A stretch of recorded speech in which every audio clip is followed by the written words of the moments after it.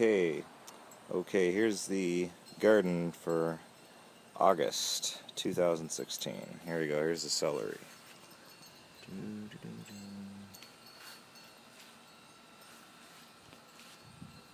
I put them in rows of 3.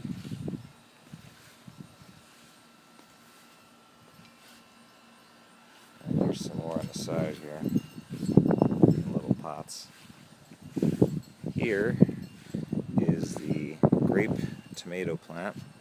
That's just the bucket version. Now look at the raised bed version. Okay, this is these plants here. There's 3 of them. Go beyond 6 feet tall. As you can see, they're huge. And then on the bottom here, I've got another raised bed. And another bed full of 3 tomato plants. These things are like trees, they're huge. Green, purple bean plants. Over here I got my chembuster. And in here I'm experimenting with, they're called, oh geez, what are they called again? Ola pots. You open this up, you pour water in here, and then the water bleeds through the skin wherever the soil meets on the lower half of it, and then the roots suck the water out from there. So on a hot day when the soil gets dried out fast, that's a really good thing to keep the plants hydrated. Some more, and then I got some more celery here on this pot. I grew too many celery plants this year. Over here, out of control, are the cucumber plants. Sure, as you can see, these are gigantic plants. I mean, they just grew out of control.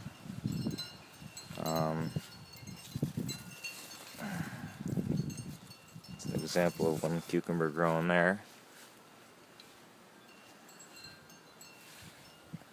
And then broccoli and collards. And this is all kale. This is dinosaur kale, as far as the eye can see. And then in here, there's some more broccoli. And then back to kale. This is a combination of lacinato kale right here, or it's also called Tuscan kale or black kale.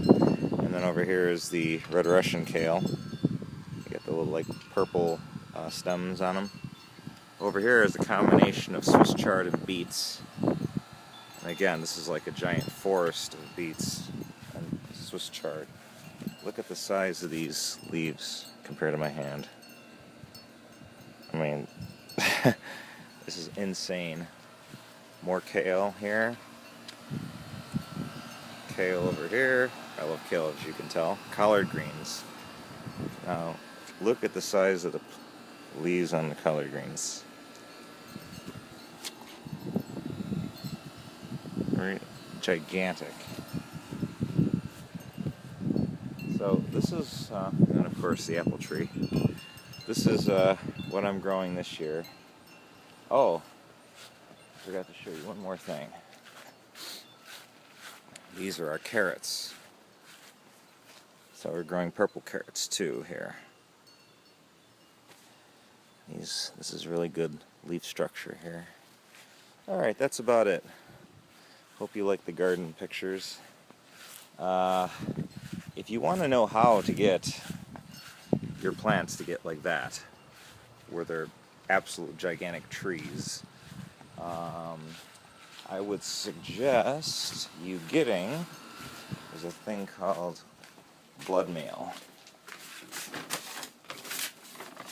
Right there. Organic blood meal. There's also an organic bone meal. Let me see. There it is. Get those 2, and you want to dress around the roots about twice a month. Just take a handful like this and just sprinkle it around the roots. Water that in twice a month, and that is very good for the plants because the blood meal contains nitrogen, and the bone meal contains calcium and other minerals, and the plants suck that up. And the nitrogen is responsible for the green color in the leaves. So if your leaves start to get yellow, it's because you're lacking nitrogen. And I'm putting little Orgonite pucks next to the plants here. That gives the plants some extra energy, some good negative ions. There's my celery plant and an Orgonite puck there, Prana puck. So, alright, that's about it. Hope you enjoyed looking at the garden. One more view before I go. An overview. Look at that growth. And oh, I'm almost embarrassed to say I forgot to show you the bell peppers. There you go. Bell peppers are growing. Those are hot peppers in the back growing.